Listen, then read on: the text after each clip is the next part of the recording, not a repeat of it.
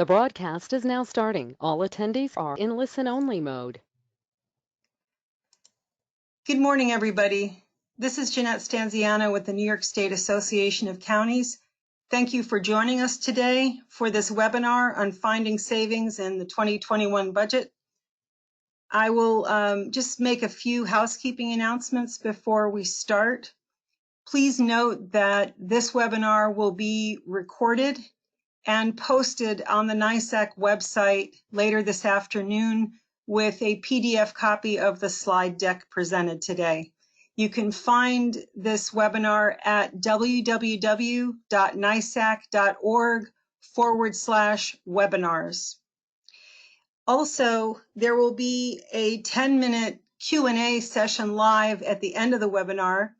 Should you have questions during the presentation, please type them in under the Questions tab on your dashboard, and we will read all questions during the Q&A at the end of the program. Without further ado, I'd like to turn the floor over to David Lucas, NYSAC's Director of Finance and Intergovernmental Affairs. Dave. Thank you, Jeanette.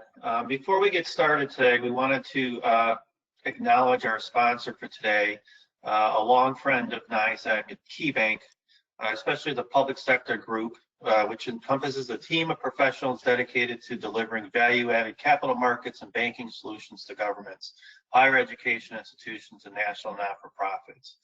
We've long partnered with KeyBank through NYSAC, and KeyBank has been an Excelsior partner for some time. If you have any questions about KeyBank or how they work with counties, please give Pat Lilo or Brendan Baxter a call, and you can visit them at their website. So we want to thank KeyBank for sponsoring this webinar today. We have three speakers today. I'm going to do a quick introduction for all three, and then we'll get started and turn it over. And I'm introducing the speakers in their order of appearance. So first we have Jessica White. She's a Dutchess County Budget Director. She had joined the Dutchess County Budget Office in 2000 and was promoted to Budget Director in 2016. The county has been recognized by GFOA through their Distinguished Budget Presentation Award, and you can find everything you need to know about Dutchess at dutchessny.gov. We also have Phil Church. He's an Oswego County Administrator and also the Budget Officer there. He supervises all department heads in the 1,000-person workforce and works and manages the $220 million annual budget. Phil also serves on the NYSAC Board of Directors, and he's also on the NACO Environment, Energy, and Land Use Steering Committee. Phil started in government nearly 30 years ago, or in county government nearly 30 years ago, and he's worked through many departments there. And in 2007, he became the county administrator. And closing out the session, we have Eric Lentalo. He's the executive benefit consultant at the Alera Group. He has 33 years of employment benefit experience, and he has worked extensively in the public sector and understands the importance of cost containment, maintenance, and plan design integrity for long-term success in your benefit programs. For fully insured, self-funded programs. So at this point, I'd like to turn it over to Jessica, and we'll get the ball rolling. Good morning, everyone. I just wanted to take a brief minute to just thank NYSAC and all the staff at NYSAC for keeping us updated during these difficult and uncertain times. It's been a real help, and we couldn't have gotten to where we are today without everything that you guys do and provide, so thanks for that. I wanted to start off today just talking about the separation incentive that Dutchess County is offering employees. Without knowing quite yet whether there will be any direct federal aid to counties, we wanted to position ourselves as a county to try to avoid layoffs as we enter the 2021 budget to the extent that we can. But we also wanted to provide ourselves options, whether or not we and how many go out the door, because that is a brain drain on the county in terms of knowledge and the services and programs we provide. We're offering 3 options. The first option is available for those who are eligible to retire with 10 years of service. That's a 10% increase in the county contribution to the retiree health insurance. So our current county share of coverage is a percentage base for both the individual and the dependent, and that's based on the number of credit years of service. What we've done is say for each of those categories of years of service, we'll increase it 10% for both the individual and the dependent. We're also, with this package, offering 100% county covered vision and dental for 10 years from the date of retirement. So that's our first option. Our second option is available for those eligible to retire with 10 years of service. That includes the 10% increase in the county contribution to the health insurance. And it also would include, instead of the vision and dental, it would include a $10,000 lump sum cash payout. And that would be paid in the employee's last paycheck. We just figured that with a number of options, we would see, what people could help, what could help them the most. So we wanted to offer a few options. The third option we're offering is a $20,000 lump sum separation payment, and that's available to not only those who are eligible to retire, but also those who just want to voluntarily separate from county government. That lump sum payment would be paid in the employee's last paycheck. It would be up to the employee to handle any tax issues or concerns. And it would also be up to them to apply it to any deferred compensation program. That's the responsibility of the employee, and the county doesn't direct them in any of those manners, both on the tax side or the deferred comp side. Part-time employees are also eligible, but based on a prorated amount. Per diem employees are not eligible if they're just a per diem on a per diem basis. The timeline that we've established, we have an application that employees have to fill out. That's due to us or due to HR by July 31st. We do have signed MOAs with the union, and we do have a resolution and a revision to the management. We call it the non-union benefit plan. We had to do a revision to include this. That's included in the resolution as well, because we are offering it to all unions as well as management confidential staff. That's up for approval in the legislature August 10th. Then we would notify the approval or denial to employees by August 31st. The county executive reserves the right, and this was in all of the MOAs, to either approve or deny on an individual basis the applications for each application. The reason we did that is because we need to be sure that we can get savings for each incentive payout. So the position has to be either eliminated or held vacant for at least a year. That's our baseline. If the position has a high reimbursement, is 100% reimbursed, or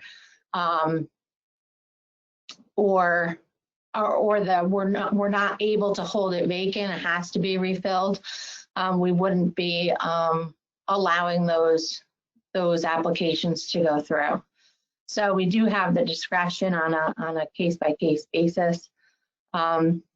We did allow for after the retirement would be effective by October 31st, but we did allow for discretion on a case-by-case basis. for those wanting to retire after October 31st with the drop dead date of December 31st. So if there's a milestone that employee has to hit in November or December, we would consider that on a case-by-case basis. We didn't want to hamstring ourselves into, not having somebody eligible based on, their retirement date falling or the date they need to get to after October 31st, but before the end of the year. So we did build that into a case-by-case approval basis. We do anticipate savings for the option, the first option, the 10% with vision and dental. Average savings for the first year, about $96,000 per person. On the second option, we're projecting about $86,000 per person, and on the third, about $80,000 per person. Those estimates are just in the first year savings. There's obviously costs that would go out for at least the 10 years, and then for the 10% option, for the life of the employee and the spouse. So we do have those considered. But this is what we're at least expecting to get us through the first year impact. That's really our separation incentive proposal that we've put out to employees. We will be monitoring those as they come in. If you have any questions, at the end, I'll be happy to take questions, but I also have all the documentation that's available, so we can get that to you. At the end, I put our information up. The other topic I was going to talk about today was budgeting in teams. New this year, we've been working in teams. With the advent of COVID, when everybody moved home, we've been using Teams as a platform for communication, meetings, and we thought it made real good sense to put our budget platform on Teams. So what we did this year was we created an entire instruction packet for budget. Usually what we've done in the past is have everybody submit paper copies to the budget office, then we put them in binders, and then we use those when we meet with departments and we go through page by page. What we decided to do this year was move everything to a Teams budget platform. All of the department financial staff have access to the 2021 budget. And that's the budget, that's the 2021 budget team. And then they all have access to the general tab. That general tab is where we can place files that everybody needs access to, and where we can post messages or chats that everybody can see and respond to. So that's the 2021 budget team and the general tab. Then each department, we set up a private channel for each department. And what we do is put all the information in a folder system. So each department has a channel, and then we set up folders. Next slide. We work with departments on all of their contracted service requests. There's a narrative section in their budget that they submit changes to, and those are key budget initiatives and workload measures. That's the narrative section of our budget that we post online. And then there's the actual budget line by line information, and then the positions information. And we set up separate folders for each of those. And then our budget, our actual, I call it the guts, or the line by line piece. We work in a logos.net environment for our financial system, and we use a multiplex report generator, and that's our report writer. And our IT OCIS team developed a budget submission report for us. And this year what we did was ask them to give us some more room. So there's a break space provided in the document, a lot more space than we had in the past. So what we've done is when the budget deadline came up, we asked each department to let us know when all of their information was entered into Logos. We then ran that multiplex report and then uploaded it to in a PDF to their budget folder. Now what we're doing as we move through the budget is we're typing right in that PDF questions for them, and then they're typing right in the PDF their answers, so that we have everything in one place. All of our chats or questions are right on Teams, so that we have a history of it and we can refer to it as we go through the budget process. And we've so far been working in a way that is collaborative and efficient, especially with the fact that we can't, or don't want to have big meetings all the time. This has provided us a way to communicate more effectively, and with back and forth and documentation as well. So when we implemented this, we provided instructions and tips and tricks. So I have that file. There's questions and answers in the PDF as I described, and then the narrative and workload measures. There's a tracking, because it's a Word file. There's a tracking or a track changes included, so we can see all of what they've changed, in the narrative, and then accept those changes, and then the file is ready to go, and we'll move that over and include it in our budget. In Teams, the @mentions is great for chat conversation, because when you do an and the channel name, it notifies everybody that there's a chat conversation, and everybody can go and look at the question and answer it as well. So that's a really great feature of Teams, and we have been using that a lot. And again, another feature is that it's all in one place. So it's been working well for us, and we'll, obviously as we move forward, we'll tweak it and make changes to make it better. But so far, so good. I'll knock on wood on that one because it is our first year, but so far it's been pretty great.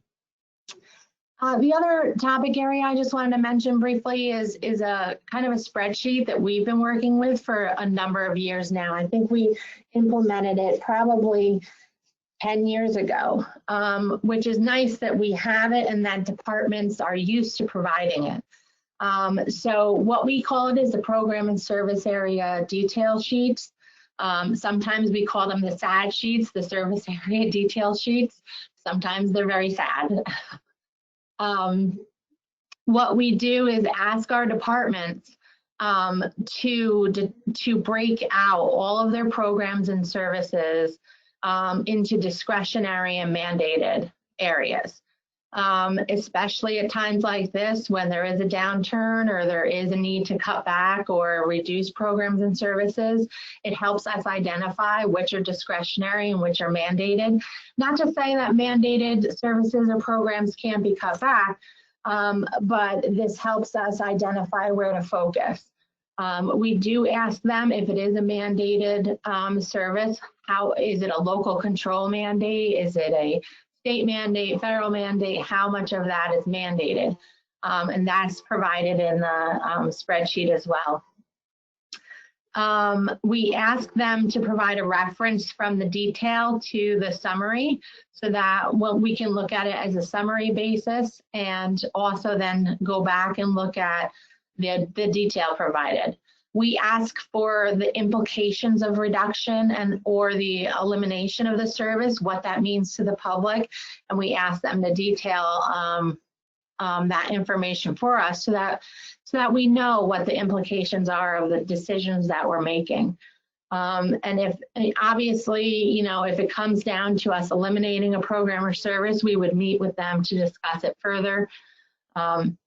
But this at least provides us a starting place. We also then use this information to break out a dollar bill, which we use to to really educate and promote to the public, you know, how much of our programs and services are mandated versus discretionary. And in Dutchess County, our dollar bill is about 70%. So 70% mandated, 30% discretionary. And this is this is the information we use to help build that information and the dollar bill. I just wanted to provide an example of how one of our departments has filled it out. This is our Department of Emergency Response. And then you can just see the cross referencing that comes. So we have the summary side, and then we have the detail side.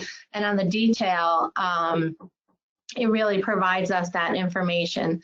We ask that each tab, so each program or service area is broken down into its own tab, and then the mandated and discretionary pieces are broken out for each program and service.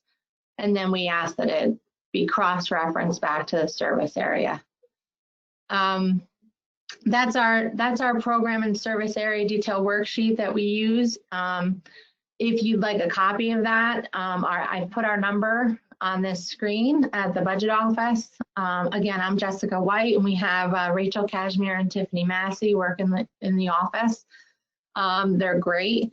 If you need anything, give us a call. We're happy to answer questions, even if you don't have if you have a question tomorrow or the next day, don't hesitate to give us a call. We'll be happy to help in any way we can.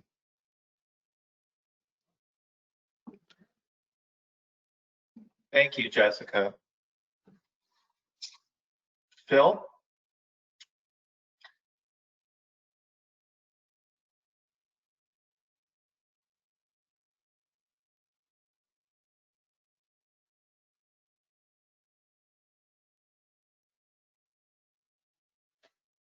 Are you there, Phil? Is your microphone on? There we go. Thank you.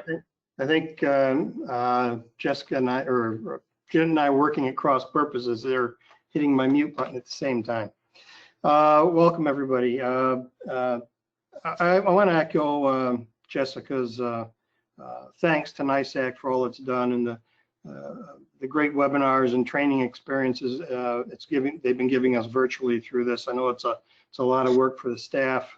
They've kept on top of the changes happening at the state and federal level, kept the board and really all the local counties in the state very well informed. And Dave, I just wanted to express also my thanks to you for that. To give you a bit of background on our, can we go back a slide, please? Yeah, I wanted to sort of set the stage for the listeners so they know what type of county we are. We're about an average size county, 900 square miles, $220 million budget, $45.5 million tax levy, and about 1,000 employees. And our budgeting system is the Municipal platform. I thought it was important for the folks listening to know that, so that because some of the strategies and actions I'm going to be talking about that we've taken may or may not be appropriate for every county. What I'm really stressing in this presentation is the concept and approach that we've taken to adjusting our 2020 budget in a manner that better informs our decisions going into 21 and setting the stage for a more successful 2021 budget. Next slide, please. Now, it became apparent pretty early that this pandemic was going to cause a budget crisis. But when I thought about it, it's really not the typical budget crisis that a lot of us are used to. It's not caused by a recession or a change in state policy, such as the state coming after Medicaid. It's not caused by bad budgeting practices or a short-term emergency like a storm or a fire. These are all things that have fairly definitive beginnings and ends. This is a crisis that is really tied to a long-term public health emergency. and it has several unknowns. It's tied to a virus that is only 6 or 7 months old. So health officials, epidemiologists, and the first responders and the policymakers have no history on it, on how it may behave. Unlike HIV or hepatitis or influenza that they've been dealing with for decades, and they know how it behaves. And this is something new. So it brings into this crisis a lot of unknowns. We don't know how long it's going to last. We don't know the recurrence. People have talked about second waves, third waves. We don't know the extent and duration of the emergency expenditures. We know what this first wave has cost us. Is there going to be a second with more expenditures? We don't know. We know we're going to have revenue losses, but we don't know the extent to it. Sales tax. State has said anywhere from 20 to 50% reductions, bed tax reductions. And we also know that there may be some federal assistance coming, but we don't know when, we don't know how much or if. And so as I think I began thinking about approaching this budget crisis differently because of a unique situation I was in. My emergency management director retired in January. And in my county, when there's a vacancy in a department head, the county administrator is the temporary department head. So as this emergency began, I was doing double duty as the administrator and the emergency management director.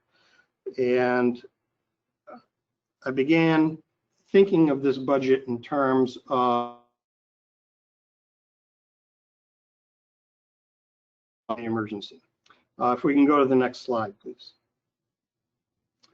Next slide. In the realization this is a long duration emergency, so I decided to address the budget as though it is part of that emergency, because it really is.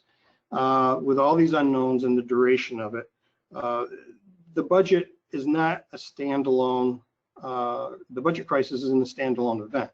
It's tied inextricably to the pandemic. So your budget is a resource in that you have to manage and handle like you would other resources in an emergency, your PPE, your emergency ambulance corps, test kits. And it's and if we approach a budget through the emergency management process of response, recovery, mitigation, and preparedness, that we may have more success in setting up a good 21 budget, knowing that these budgets are so tied to the pandemic. The pandemic is affecting every department in a county, so the budget is tied to the emergency. Let's treat it like one. So in that first phase of an emergency is response, and probably everybody on this line has already been through that portion. It's the short-term immediate needs of establishing funds to pay for the expenditures, to protect your public health and safety, and maintain the critical services, identifying funding sources early and assigning staff to go after them, establishing purchasing and hiring freezes, furloughs, labor union MOUs to adjust to the high amount of hours people are putting in, and amending your personnel policy. So I'm not going to spend a lot of time on that, but just to reinforce the idea, this is part of the first phase of an emergency, is that immediate response. And then you have your long-term considerations. I did early on what every probably budget officer in the state did, is start to wonder, what's the dollar number? What's the percentage I have to save? I got to figure out that hard number so that I can get to work on a budget. And I quickly learned that that's not going to be an effective approach. The first set of predictions that came out was a 15% reduction in state aid. So very quickly, we ordered all the departments to do a 15% contingency plan based on loss of 15% of state aid. They put those plans together, got them back to me. They did a great job, and within a couple days, the conventional wisdom had changed to state reductions of 20 to 50%. In such a fluid situation, it became more apparent that we would be more successful if we set budgetary goals of how we want this budget to behave and look and do for us by the end of this emergency, and let the savings flow from those activities.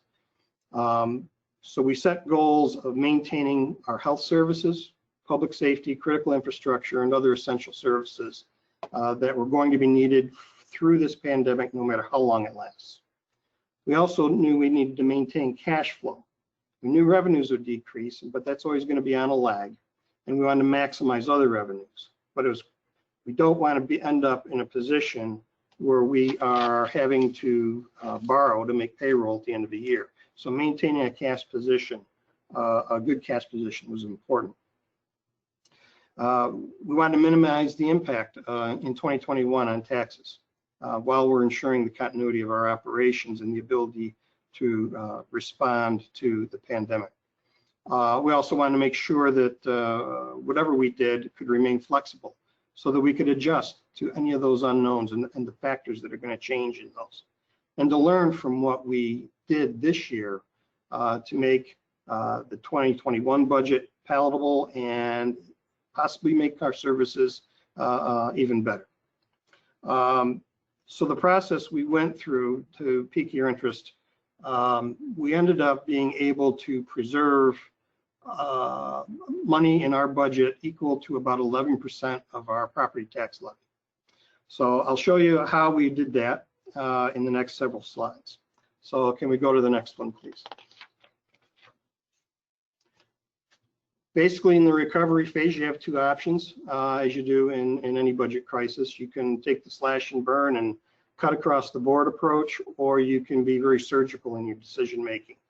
Both have pros and cons.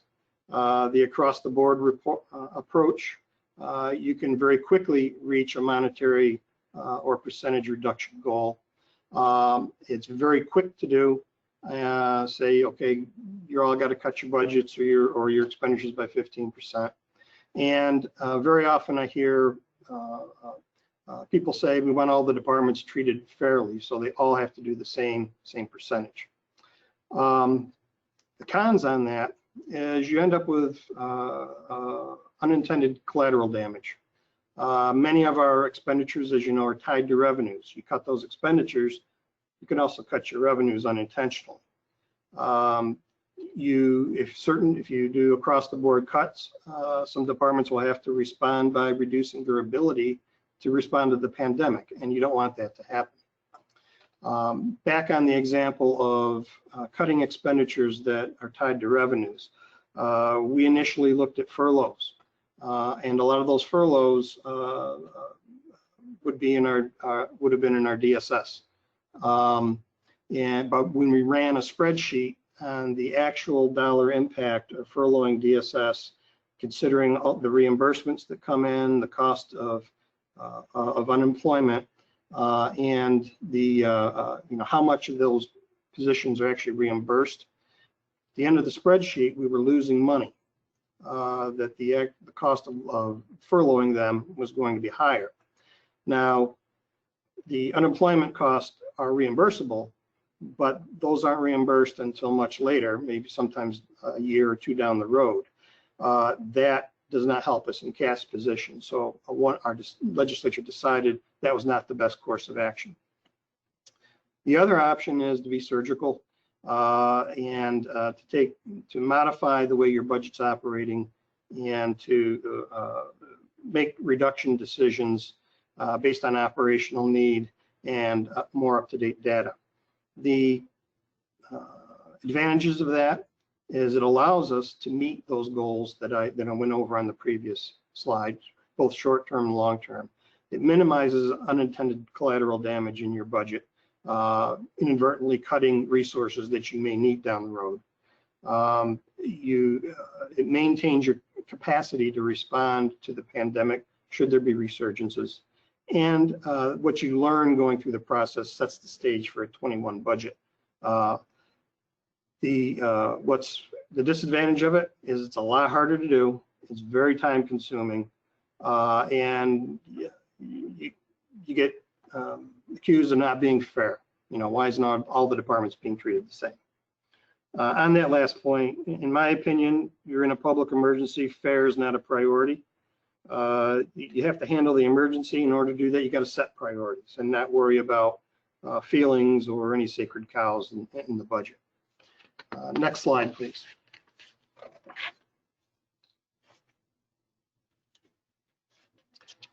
So we chose the surgery route.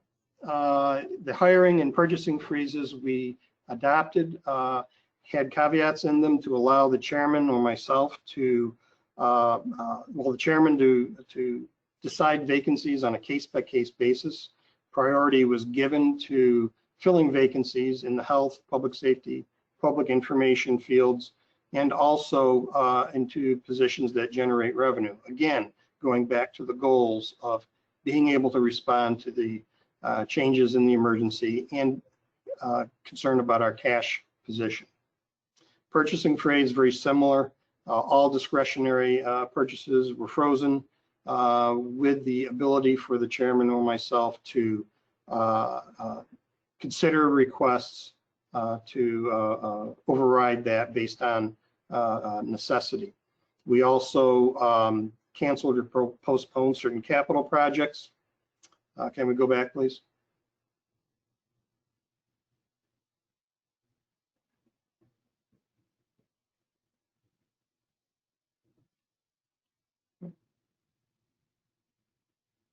Can we go back a slide, please? And again, it jumped ahead too. Okay. We purchased work from home remote technology to maximize productivity during the pandemic, and learned that we could in certain positions that may work better for us in the future. And we're actually, that may save us some money in the long run, because one of the projects that we needed to consider doing this year was expanding a parking lot at one of our facilities. And it turns out that some of the positions at that facility actually improved productivity at home. So we're looking at work from home possibilities there. Even to the extent that we may no longer have to undertake that capital project to expand parking.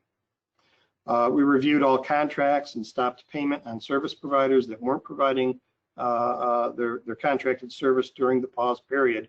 We also have to be careful with that. We're small communities. We have some services we're mandated to do, and maybe only one or two providers in the county that provide those. So while you don't want to pay for work undone or not done, you also need to maintain the capacity in your community to provide those services. And if you put a business out of business, you're reducing your capacity to meet some of your obligations. We also we normally fund our paving program in one lump sum. Because of the unknowns on the CHIPS, PAVE, and EWR funding, that it may be reduced by 20%. We are instead funding it in increments throughout the year, so that if those cuts come, we won't need to commit to those final expenditures later in the year. Can we go to the next slide, please? This part, the 2020 contingency plan, is more the meat and bones of what we did, and an example of really a surgical, strategic approach to the budget. Essentially, we placed spending caps on departmental accounting lines. It essentially rewrote the county's 2020 budget under the authority of the chairman's emergency order. Basically repeated the budget process from the fall.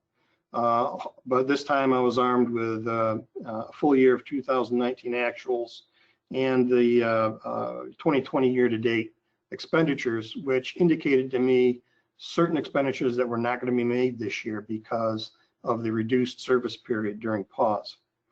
And using that data and meeting with the department heads, we're able to go line by line through every department and put and determine how much of that line they would really need for the rest of the year, and then freezing the remainder. And those established caps effectively froze several $1 million. As I said, between that and the vacancy savings, equals about 11% of our current year's real property tax levy. The departments cannot access those frozen funds should something come up without my express permission, and I have to judge those based on the department demonstrating pressing need, and they can only access them in up to $10,000 limits. So far, nobody's had to ask for any of that money back. This whole approach maintained our cash position, and it generates probably more fund balance at the end of the year than we otherwise would have. If we can go to the next slide, please. Moving into what emergency management will call mitigation and preparedness in relation to the 21 budget. Our legislature, probably like many of yours, does not want to raise taxes to make up shortfalls in state aid funded programs, and would rather reduce those programs or staff in proportion. And we know that federal funding may be coming, but we can't count on it. And if you'll notice a general theme through this presentation, we're working on what we can control and not counting on or banking on what the state or the federal government may do. We know that revenue projections are going to be lower next year, so we need to be able to reduce the expenses proportionately. These 2020 line caps, these frozen funds, and the process we went through helps inform us as to where those reductions may be able to be repeated in 21, several months or a couple months even before we begin our 21 budgeting process. Our county was also already in the midst over the last couple of years of looking at our economic development strategies. And this has caused us to revitalize that effort. And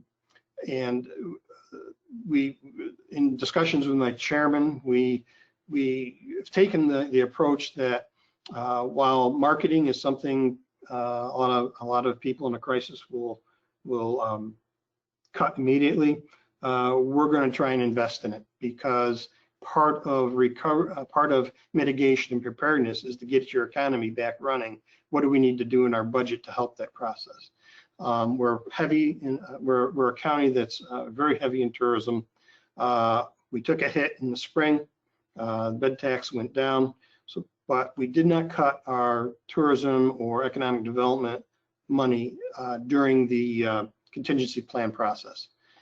Instead, we redirected those monies that would be used for the spring-summer market toward the fall and winter market and late summer markets. And we'll use the results of that to inform our decisions on the marketing budget for 21. Next slide, please. In the personnel decisions, our overall goal is to, if we make, we'll be making staffing reductions, but to do it strategically in a way that maintains the services our residents want.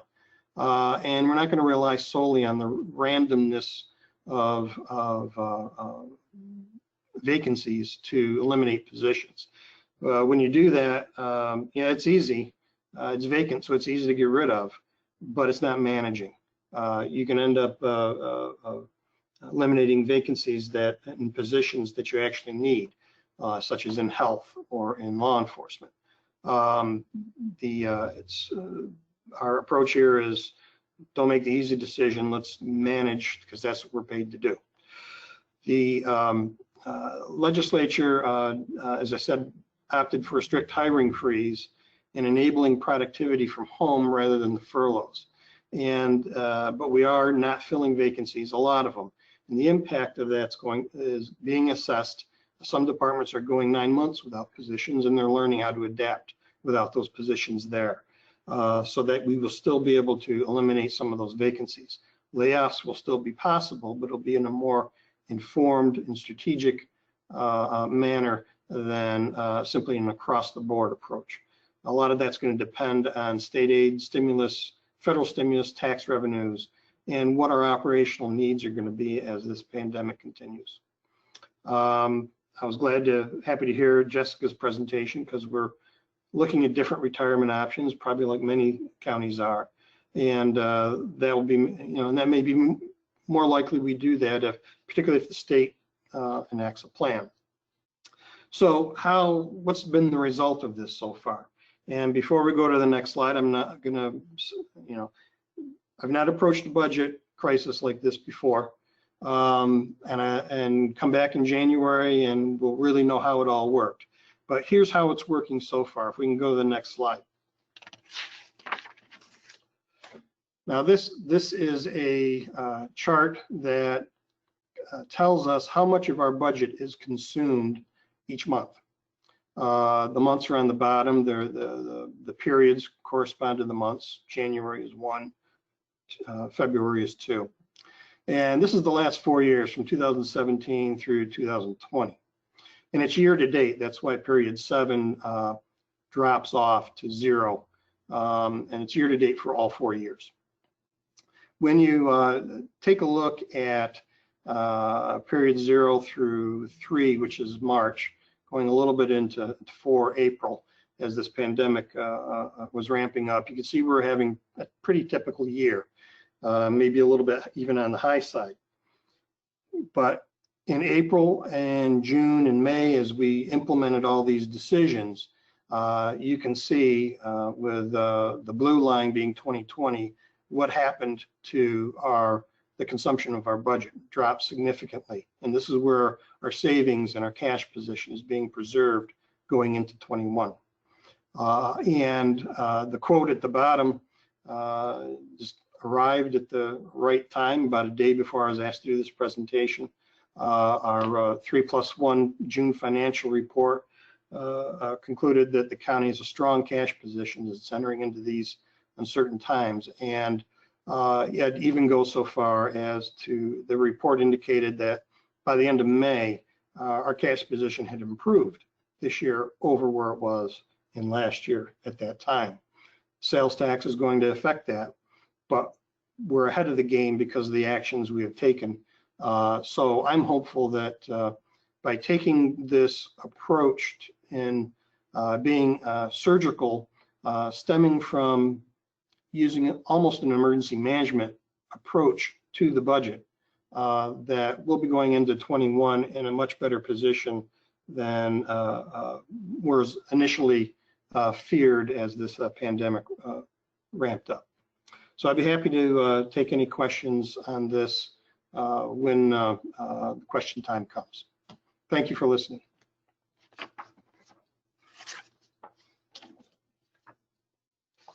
Well, hello, this is Eric Lentala, and some of you may already know me. Alera Group is a national employee benefits and insurance consulting and brokerage firm, and we have 7 offices in upstate New York. Next slide, please. Next slide, please.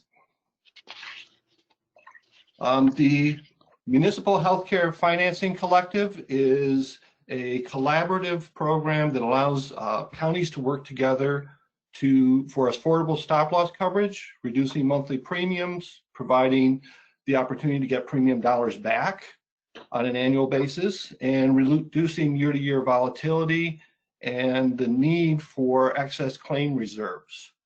It was started by 3 counties, and they are Columbia, Ulster, and Yates.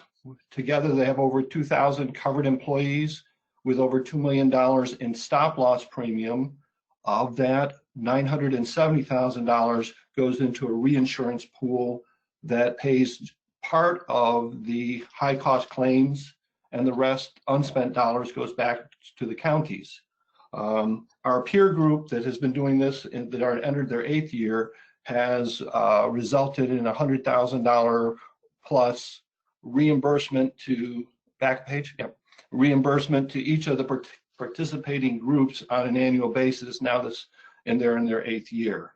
The Municipal Healthcare Financing Collective, the stop loss component is critical, But the other pieces, the data analytics, the ability to get granular level details about your high cost claimants, about your claims, is the tool that enables us to drive down costs. And I'll show that in a future slide. The other areas of working together enables us to reduce pharmacy expenses, administrative costs, and allows the opportunity for group or Medicare, individual Medicare initiatives. As I look at early retirements, I mean, that's part of the whole program of what we have to manage. Next slide, please. We looked at this in a couple different situations. If you're a fully insured county, and there are some out here, the quote on the side from PJ Keeler, the treasurer of Columbia County, they actually saved over $1 million in the first year alone that they moved from fully insured to self-funded, and that continues to go. They've maintained a 5% or less annual rate of increase in their healthcare costs, and that's compared to as much as double digits that many groups have experienced on the insured health insurance annual trends. So in all, if you're fully insured, the transition to self-funded specifically enables you to lower your administrative expenses. And by the time you blend all the different contracts, the singles, the families together, it's roughly $1,000 a year per covered employee on administrative reductions. Lowering prescription costs in this area, roughly 20% is realistic through larger discounts from AWP, which is average wholesale price, and increased rebate share. Transfer of plan retentions from your insurance carrier to the county reserves, and then the elimination of the carrier profits. A number of counties who have been working for years in the self-funded medical plans are sitting on large claims reserves, and we'll talk about that. But that's an area, those are all areas to transfer monies from the insurance companies to the counties. And that's the leveraging of the MHFC to provide collective purchasing power. Next slide. For self-funded counties, what would this look like?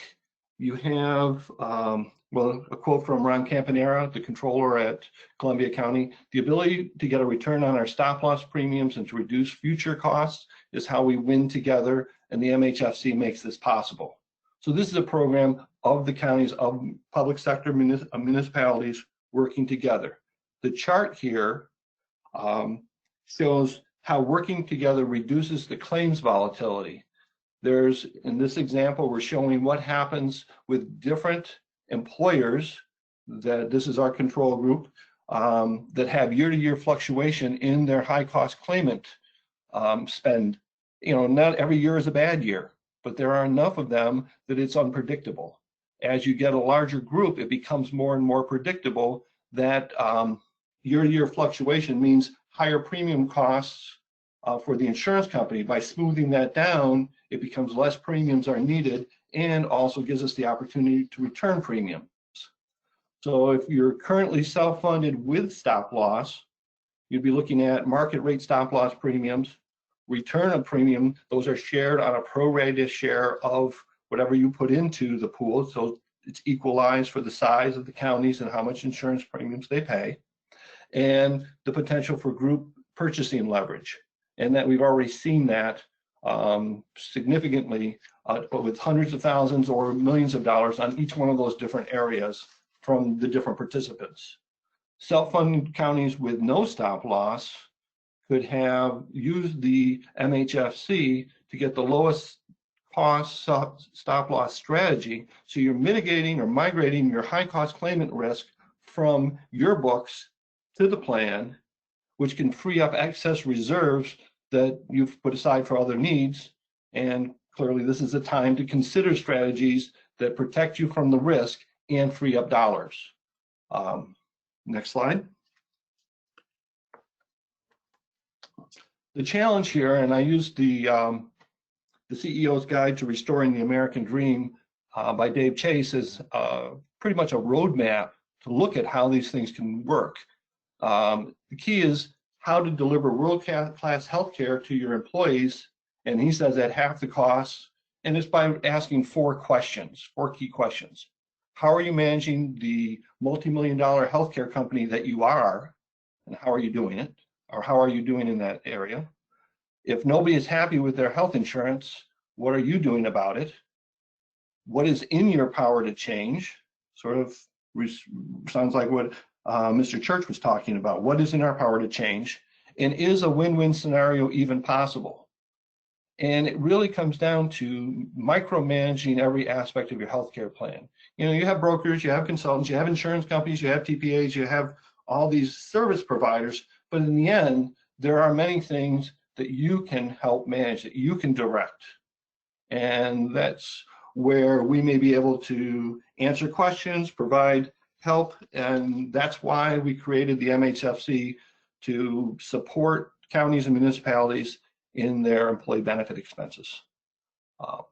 So thank you very much.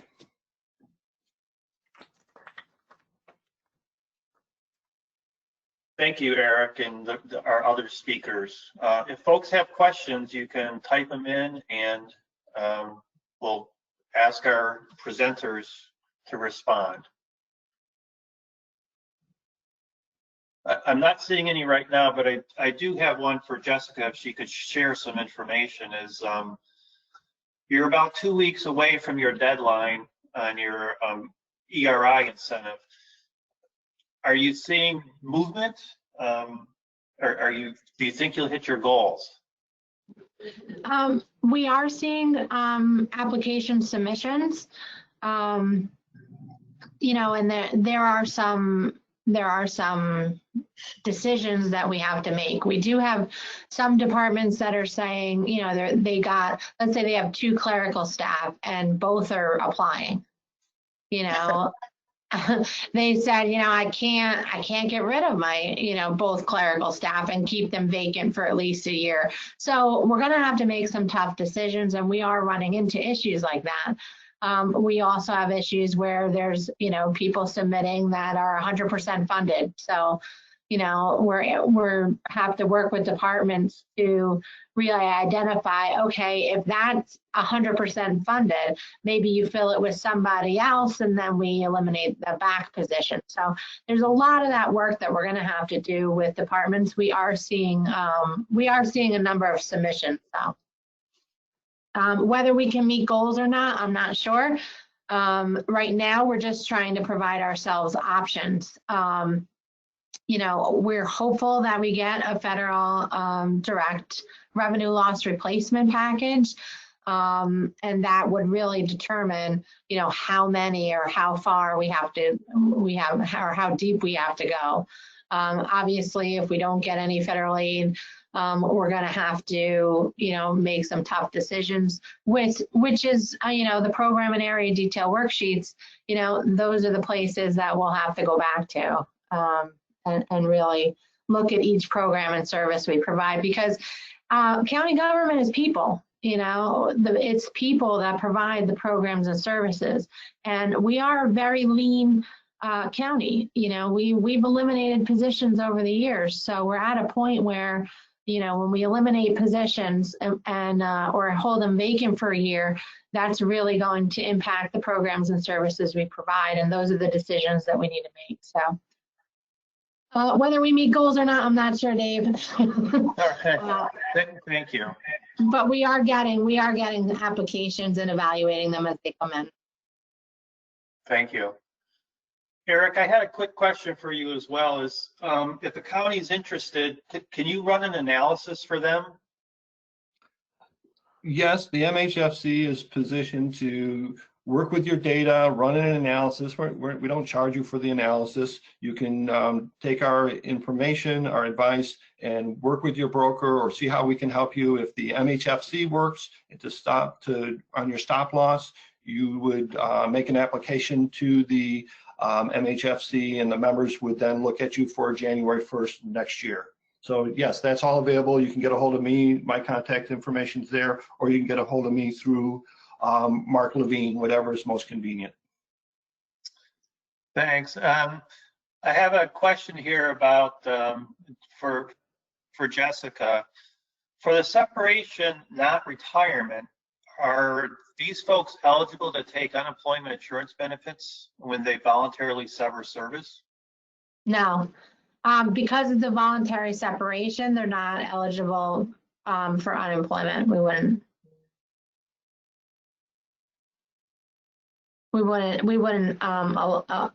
agree with that, with the unemployment. Okay. There's another question related to uninsurance for the two counties.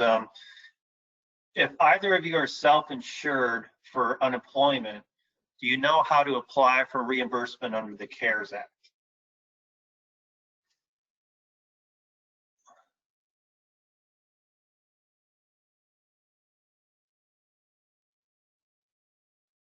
Is that question for me? I'm sorry. It's for either of you. I don't know if you're self-insured for unemployment or not. It was a question related to how to apply for reimbursement under the CARES Act. We do pay our own unemployment. In terms of applying for reimbursement under the CARES Act, I'm not aware of how to do that. I would probably be my HR. Okay. I think we're waiting on guidance from the State Department of Labor still on that, but I would have to check. Another question for you, Jessica, is when you calculated the savings for separations, the $80,000, the $80,000 were reimbursements, state aid, et cetera, taken into account? No, nope, it was not taken into account. That's just an overall average cost of position. To the extent that positions are highly reimbursed, we wouldn't allow them to take the incentive. Okay, thank you. I'm not seeing any other questions at this point. So I think we may be finished here. So I appreciate the time of the presenters today. It was very helpful for everybody. And as Jeanette indicated, this presentation will be posted online on the NYSAC website later on today.